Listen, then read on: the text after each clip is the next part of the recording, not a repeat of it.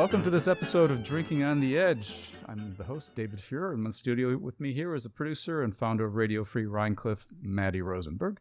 Joining us today is Bartholomew Broadbent, who is a noted importer of wines and distributor of wines and creator of wines in a very unique fashion. Bartholomew, as you hear in just a moment, is not native born in the United States, though he's been here quite a long time, making his mark in the U.S. wine market.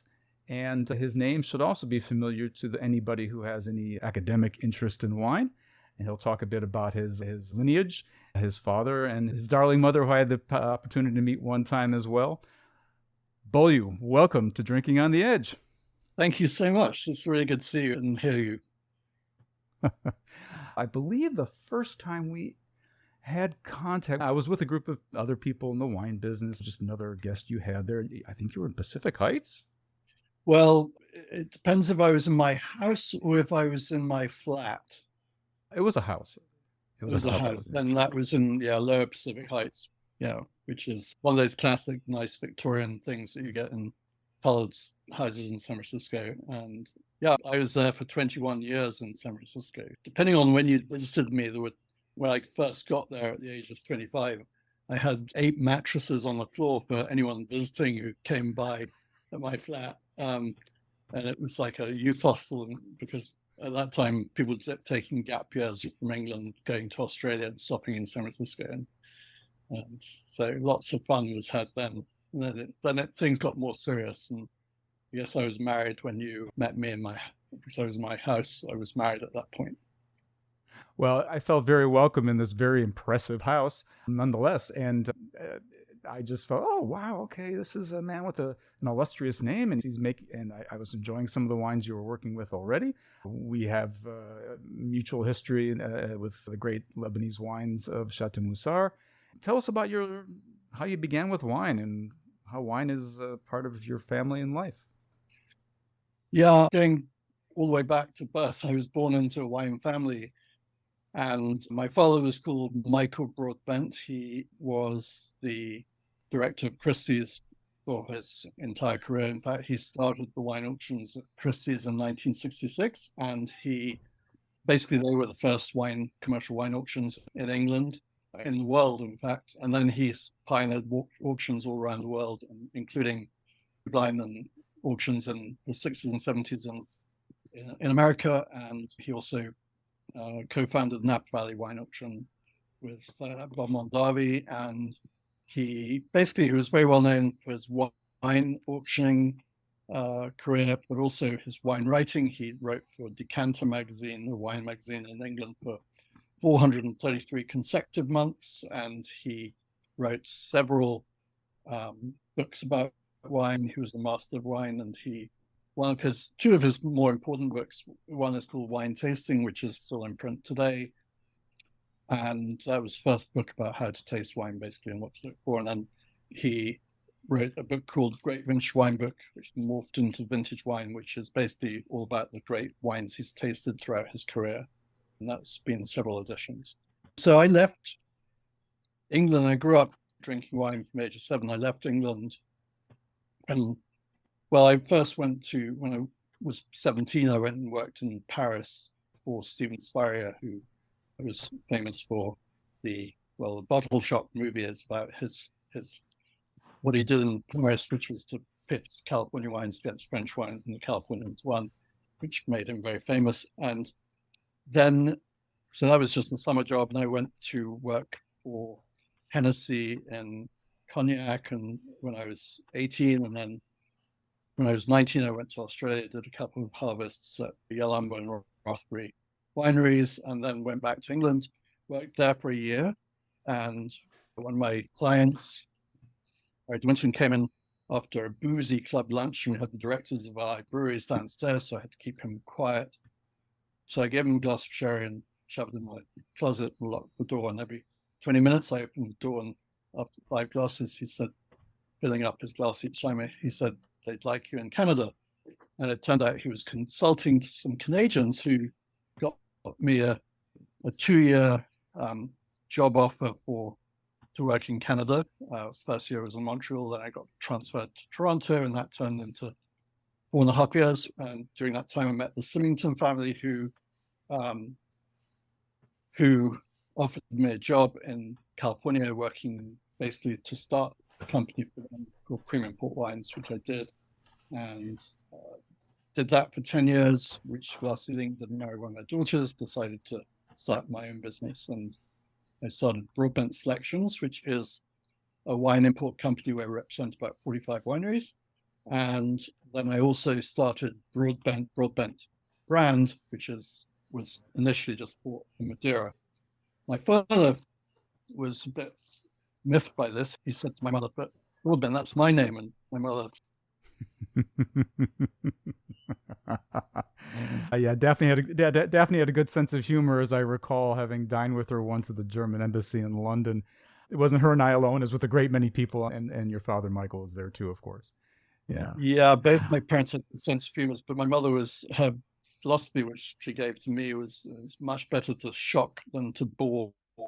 And both my parents would have been cancelled.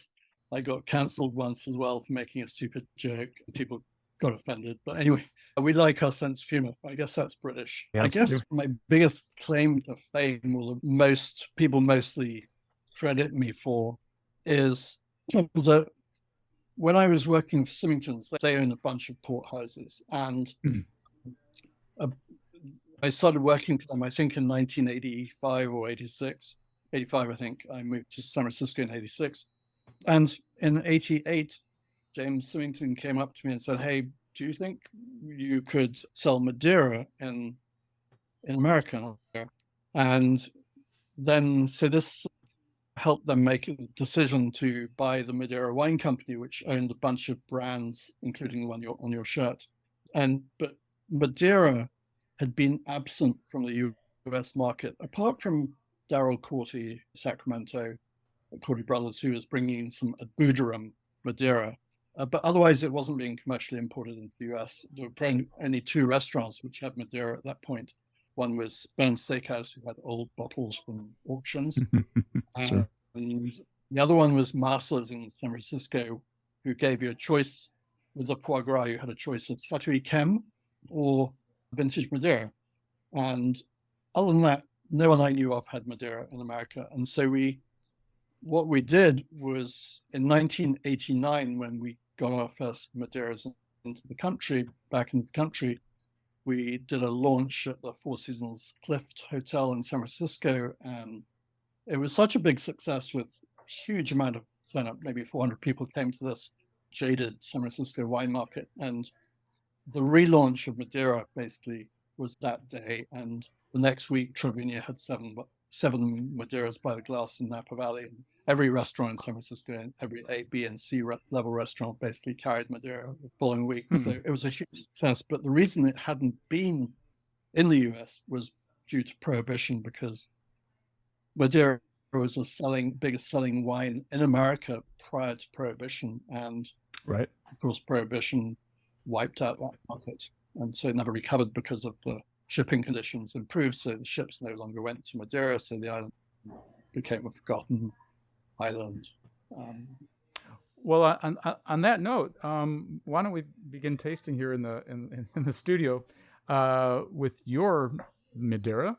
It's a 5-year-old. You'll tell us about it either now or later, as you wish. But since we're talking about Madeira, we're going to do a reverse tasting, perhaps, and maybe start with Madeira. We can always, yes. I'd spent 10 years with the Symingtons, going around the country teaching about port and Madeira. So I really started Broadbent brand for creating ports and Madeiras of my own.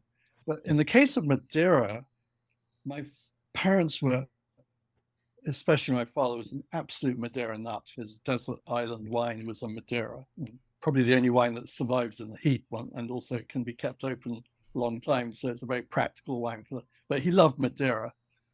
And my mother loved Madeira too. And so the only involvement my parents have with my company is that I actually sent them to the island in 1996 when I started my company to go and look for Madeiras for me to import. And basically, they went to the producers, and we settled on Justino's, who's the biggest producer of Madeira, and makes Justino Enriquez, yeah. Yeah. They also own Henriques. They also own a bunch of other brands, but they became partners with me, and my parents created the first blends with them, and we bought some old barrels. So we started with 1933 and 1940 and 1954 and things like that. Unfortunately, the barrels we bought have now long been sold, but we now create our own vintage Madeiras post 1996. And my parents basically created the blends. My mother's tasting notes were fantastic. She wrote to me and said, "This one's a deathbed razor." And I wrote back and called and said, "What do you mean by a deathbed razor?" And she said, "Well, if I was on my deathbed and someone gave me this wine, the wine is so exciting and the acidity is so great, it would just revive me. I'd get up and be fine." Unfortunately, I didn't have the bottle with me to test that theory when the time came. But her notes were fantastic, and she actually did a lot of my father's tasting notes. She always took notes of him when he was giving lectures, and sometimes she'd change them to her end because she didn't agree with him. So he got little credit. Very little credit, but she was a great wine taster. I can imagine. Well, as I said earlier, she was a delight to dine with that one evening. After Madeira, at this point, had you relocated to Richmond by this point? I started my company in San Francisco in 1996, and I didn't move to Richmond until 16 years ago. Well, we now 2023, so whenever that was. Yeah. Right. Okay. So you hadn't moved to Richmond. You had not yet moved to Richmond. You were still located on the left coast of the United States. And the reception, like for the Madeiras you were importing at first, was there already market, or were people still thinking that, oh, here's some old stuff I only cook with? And how much effort did you have to make to overcome what I've come to know as a general bias toward about Madeira in this country? Yeah, I mean, I never took the easy route on anything in my life. When I started with the Symingtons, my job ended up starting their company for them because their agent died just about 3 weeks before I started the job. So I started their import company for the Symingtons. But my job initially, I was hired to go around America teaching Americans about port. So I was already very accustomed. My first few months, I was doing 3 cities a day, doing port lectures and seminars and tastings. And by 1996, well, by the time I launched Madeira, port was very popular. By 1996, when I started my own company and launched my own, port was a big popular thing. Everyone was really much more interested in port. Today, and of course, we launched our own Broadbent port too. But today, I find the interest in port has waned. It's just not very there. It's become a big branded item. It's like any other spirit in a restaurant. There's just not very much interest in it, sadly. I think that's partly because there's no one doing what I was doing, which was going around promoting it all the time. So people aren't doing this sort of educational tastings anymore. But Madeira, I find, is much more a vibrant market. It's much more vibrant now. And I think there are a few reasons people gravitate to Madeira. One is that it's well, when you taste it, it's delicious. That's the most important thing. But it's got this brilliant acidity, so it makes it more versatile. It goes with any dessert. You could even put it in balsamic vinegar.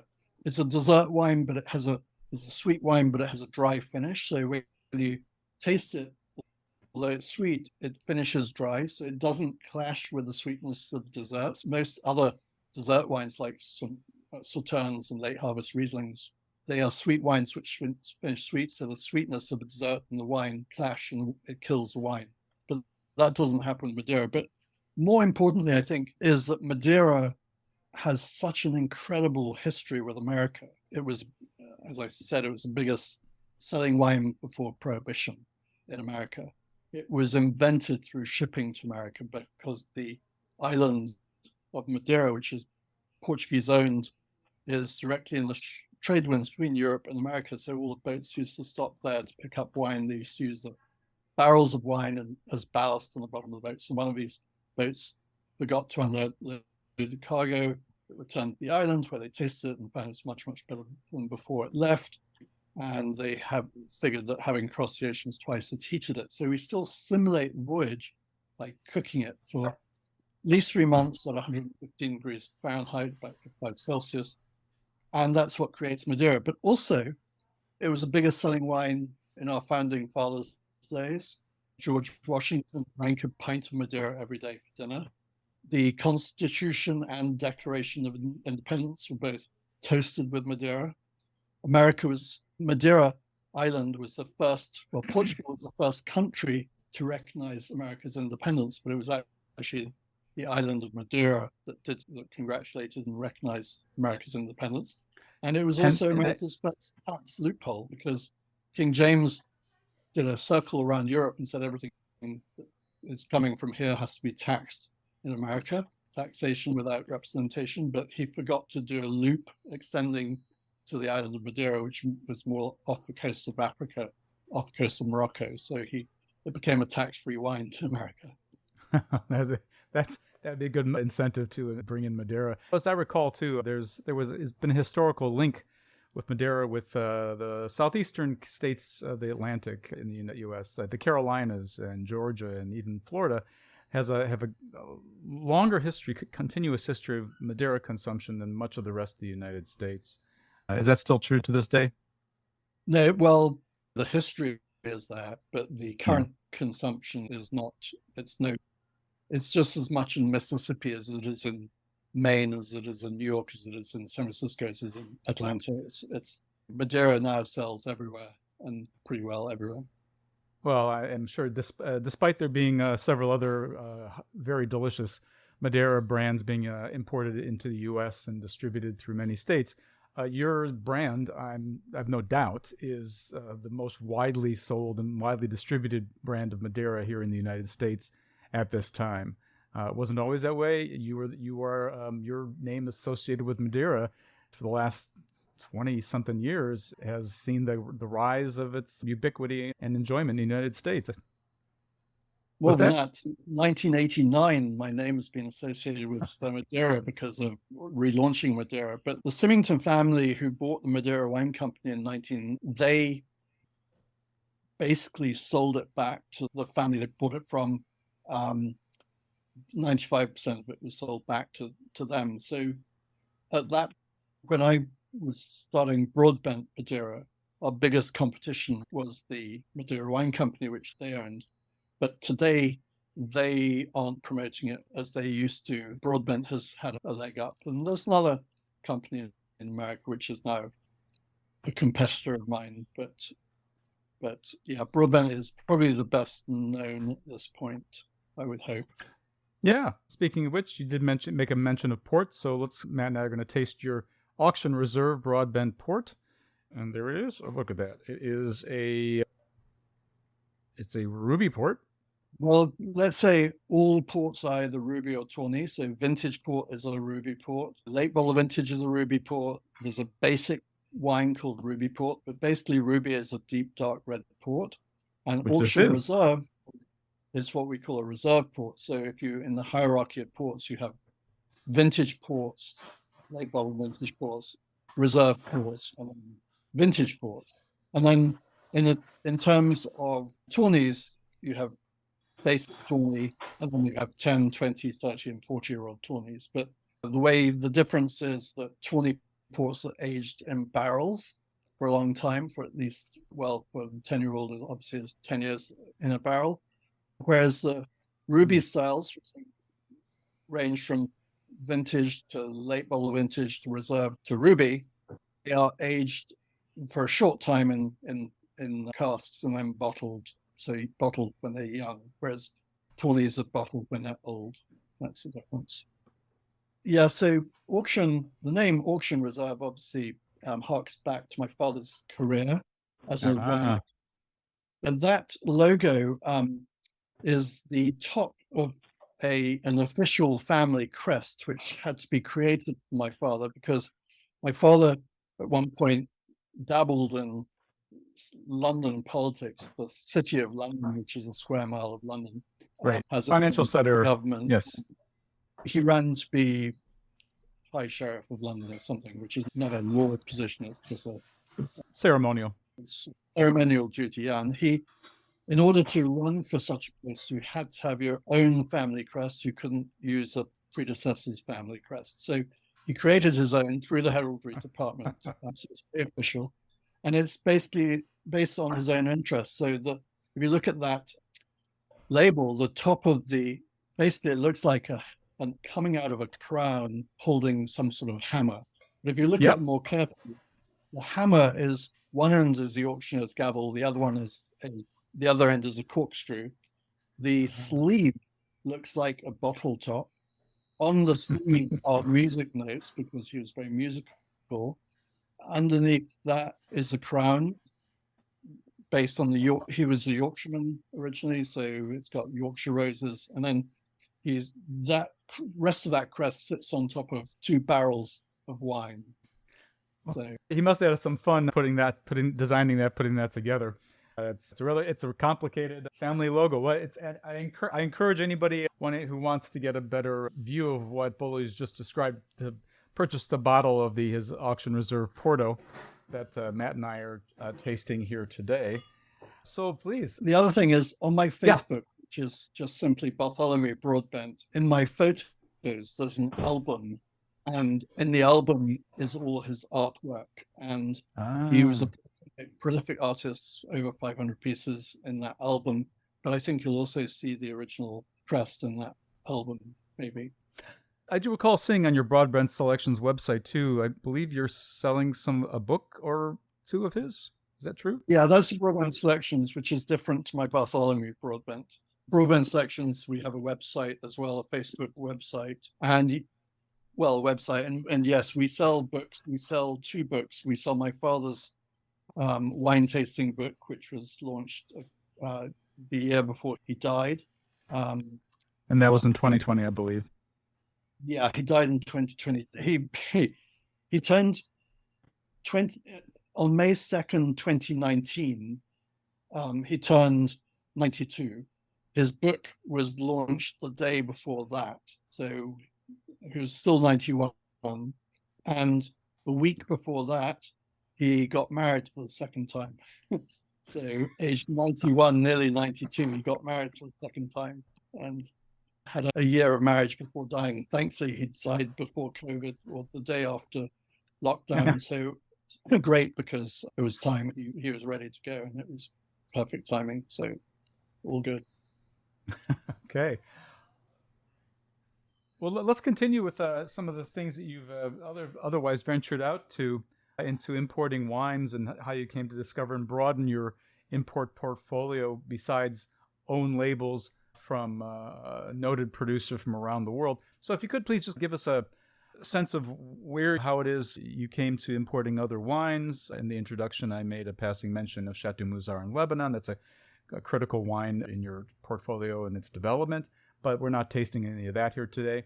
So if you could just give us a quick journey into your wines in your portfolio and the ones your own brands we have here today.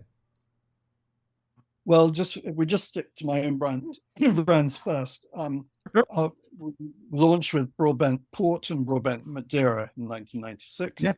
And then one of the things I realized was, whenever you went to Portugal, Vinho Verde is a delicious drink. You drink it like instead of Coca-Cola. It's just a delicious, fun, refreshing drink. And you're showing the label on the screen now. The problem with Vinho Verde in America was the fact that it was kept on the bottom shelf. It was a cheap wine. It was shipped badly because it was cheap wine, and no one took care of it, so it didn't sell. So it sat on the bottom shelf of stores and went flat. And basically it had a very bad reputation in America. And I figured that all you had to do was put it in a refrigerated container so that it tasted exactly the same as it would taste when you drank it there. And so we created our own brand. The tall green bottle you just showed with the label. It's got a blue background. It's got a red flower on it. And the little red flower was painted by my niece when she was 4 years old, who's now 22, saying, hey, where's my dinero? And anyway, so we launched Broadbent Vino Verde, and people thought I was nuts because it was I was known for quality wines, and this was an inexpensive wine. But then they tasted it and they realized how delicious it was, and it took off, and it really launched the Vino Verde category, and it's been growing. And ours is the most prominent one you'll find. People love the bottle, love the label, then they drink it and they love the wine. And so it's really... Well, it has, and this particular bottle is a very lovely, delicious, much more of a morning wine, I would have to say, than the Port and Madeira we tasted previously. At 9% alcohol, sure. And with a little bit, just a touch of effervescence, it makes for a very great beginning to wine. And crisp, light, easygoing. And by the way, I've been in contact lately with the PR company who is responsible for promoting Vino Verde in the United States. Wonderful, yeah. It's funny you mention it as a morning wine. The port producers might say, well, but any time spent not drinking port is time wasted. And the Madeira people would freak out and say, yeah, but 11s, that's when you drink Madeira. It's 11 in the morning when you need something between breakfast and lunch, and 11s is Madeira. It's typical wine.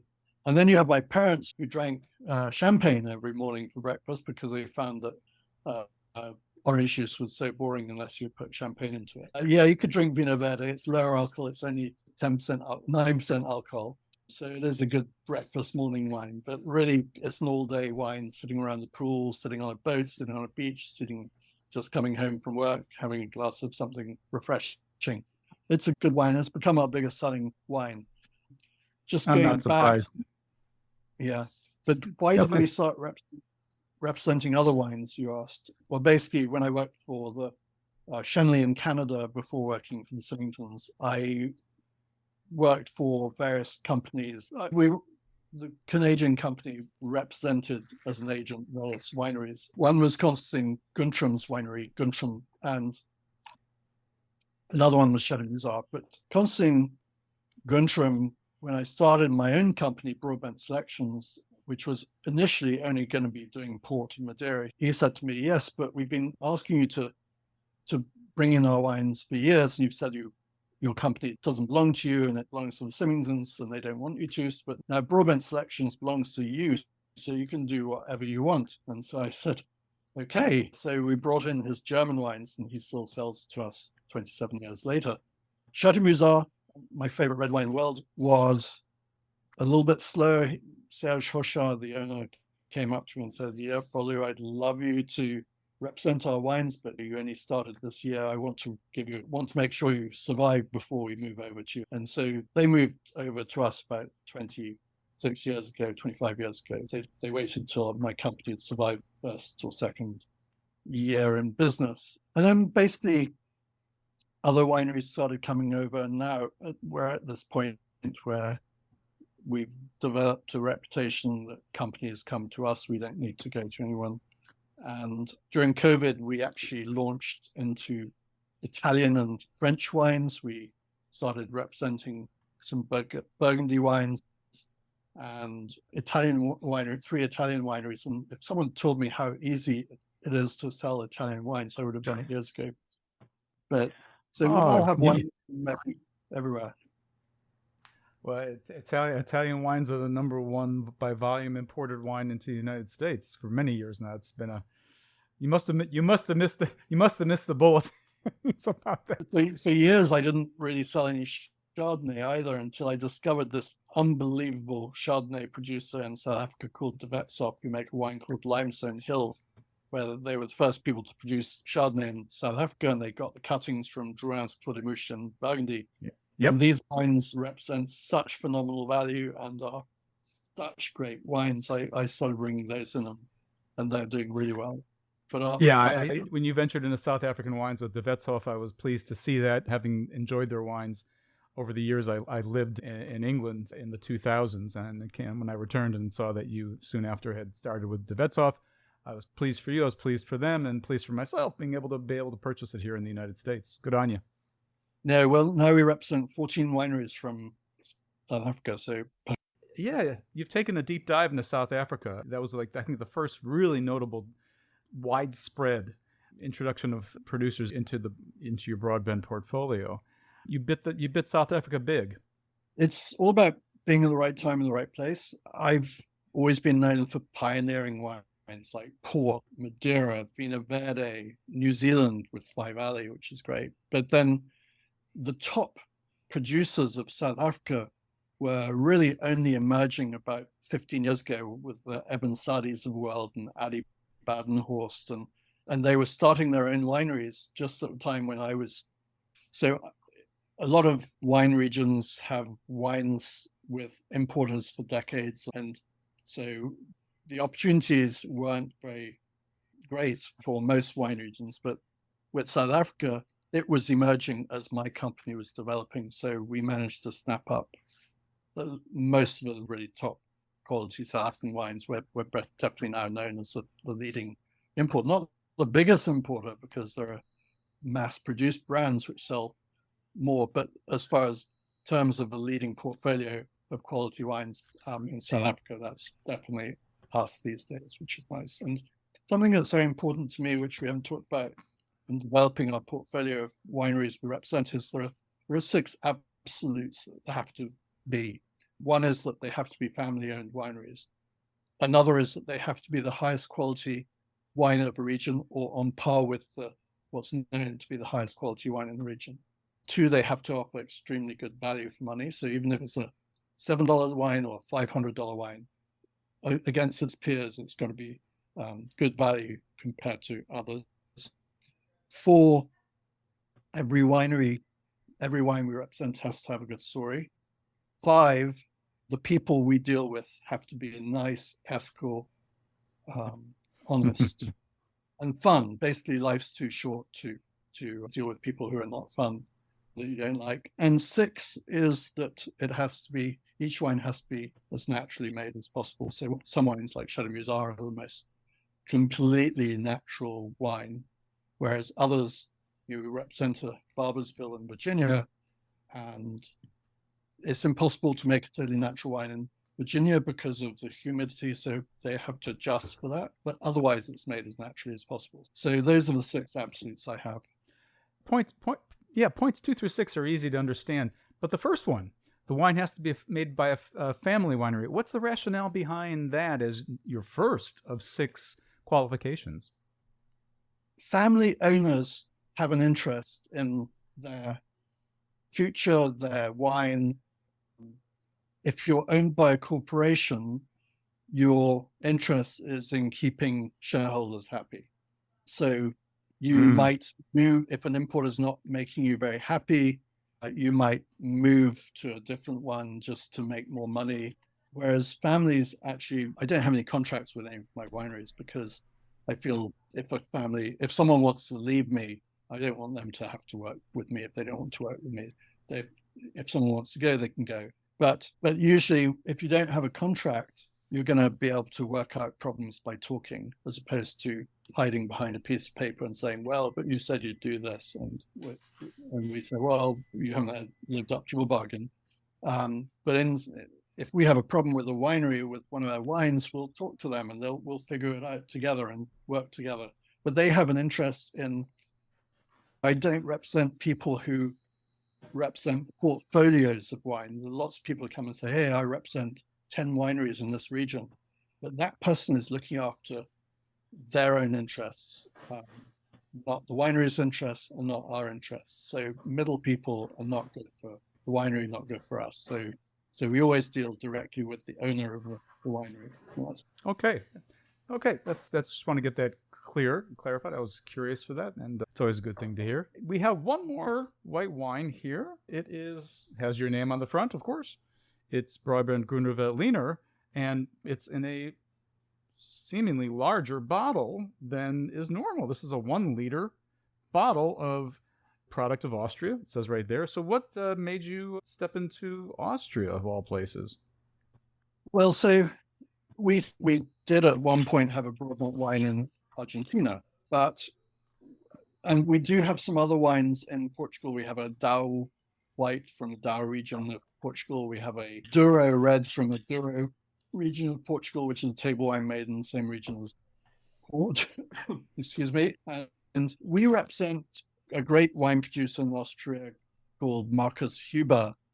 And he yes, I visited with him just before pandemic hit and had a great time. Motorcycled over to his place. Until recently, I had a BMW motorcycle that lived in Stuttgart, and I traveled to different parts of Europe with it, including him, and had a fantastic time with him. His wines are great. Thank you for bringing them in. And so, sorry to interrupt you. Please continue about him. Well, motorcycles. Yeah. You also took your motorcycle to Lebanon, didn't you? No, but that would have been challenging. I would have loved to do it. No, though my first time in Lebanon, I did drive myself around in a rented car. Yeah, that was pretty brave, driving yourself around the Bekaa Valley. Right? And my first arrival and 3 visits to Lebanon was September 11th, 2001. Let's bring it back to Austria for the listeners who can buy this wine here in the United States readily. So Markus Huber, who makes great Austrian wines, offered to make us a Broadbent wine, and we did that with the Grüne Veltliner grape, which was delicious, and it wasn't selling particularly well. And we said, well, what if we could you put it in a liter bottle and charge the same price? And he said, well, I could do that. And so we did that, and it took off, and it sells really well. It's a quarter of a more bottle of wine for the same price, so it's been doing extremely well. Since you mentioned price, can you tell me what if you can remember what the SRP, the suggested retail price for this might be? Yeah, so I'm not sure, maybe $12, something like that. $12 for a liter of a dry white Austrian Grüne Veltliner. That's pretty damn good value, and it's a good wine. If you have to pay more, I'd say it's still worth it. Well, exactly. All of our wines are good value, I hope. And then I don't know if did I send you bottles of Auctioneer or Architect? You have sent me both an Architect and a bottle of the Douro Reserve 2018. Okay, so I did mention the Douro Reserve. You don't need to open that. You did. You can keep that for dinner or something. But the Douro Reserve, so we have a Douro Red and a Douro Reserve. These are both wines from the Douro region of Portugal, which is the same region they make port in, and it's basically a dry wine from the same grapes. But the other one, Architect, we have 2 wines, Auctioneer and Architect, both from California. The Architect is from the Alexander Valley, and Auctioneer is from Napa Valley. And these are 2 wines we make harking back to my father's career. Auctioneer, obviously, he was wine auctioneer, so we create this wine. I was just reading that the average wine in Napa Valley is over $100 a bottle. Yeah, that story just got wired out last week, I believe it was. Whew. Yeah, and our auctioneer wine is from Napa Valley is $30. So it's taken off like wildfire. It's just fantastic. And it's as good as any most $100. It's better than your average wine. So I've got to say it's better than most $100 wines from Napa Valley. Most producers in Napa, most wineries are started by trophy wineries for very wealthy people. So they sell their wines to their wealthy friends for very high prices. To me, wine is a drink. I'm not coming from that background of having tons of money and wanting to just have a trophy winery. It's my name. I'm in the wine business. That's my business. And so my business is providing good drinks, which happen to be wine. So our Napa Valley auctioneer is I think, bourbon, and it doesn't cost $30, more than $30 to make any wine in the world. So why should a wine be $100? It doesn't have to be. You can make wine and sell it for much less. The other wine, which I think you're tasting right now, is Architect. Yeah, it's a 2021 Alexander Valley Cab.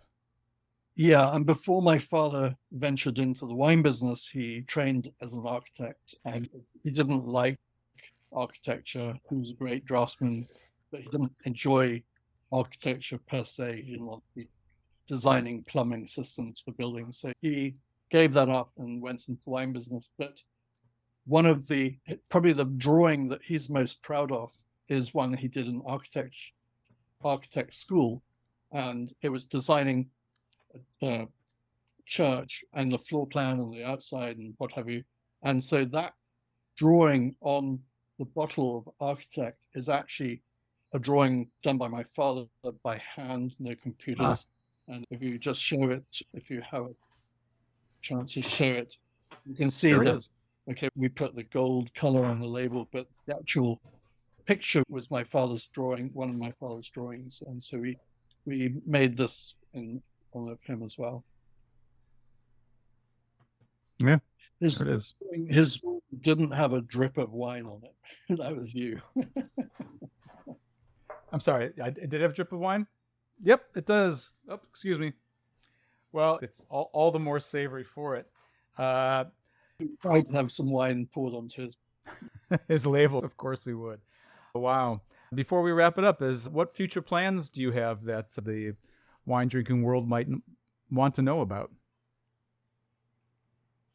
Well, we have just launched Broadbent Vino Verde and Vino Verde Rosé in cans. So you put a can in your pocket. You can take it to games. You can take it to events. You can take it to the beach and the swimming pool and the boats. And actually, cans of Vino Verde are the perfect wine for a can, because when you open a Vino Verde, it has a little bit of a spritziness in Coca-Cola.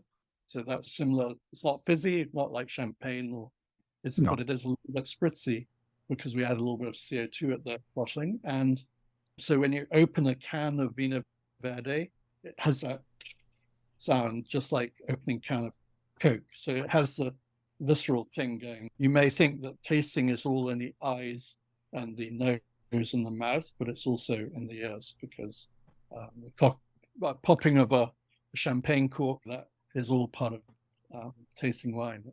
Even the opening of the screw caps I've found is useful. That's why I put them next to the microphone here. Yeah.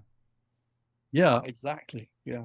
In can. What else? Anything else in the future for Broadbent Selections? Well, I don't know. I think the future has to be in the hands of my kids, who will probably either decide to sell the company or go into the business eventually. I'm not sure. But meanwhile, I'm just the second generation in wine, but the first generation of a wine producing company. And you like to think that you'll be like some of the interim I mentioned earlier. They've been making wine since the 1300s, and Bindi Sagadi is our oldest winery. They've been making wine for more than 700 years. I don't know if that'll happen with Broadbent, but who knows? Something will happen to it. But I'm 61. I've got another probably 10 years left before my kids are ready to make a decision. I wish you the best with that. You've made your mark. Your legacy is assured, and the wines are multiple and delicious. Thank you for your time, Bollew.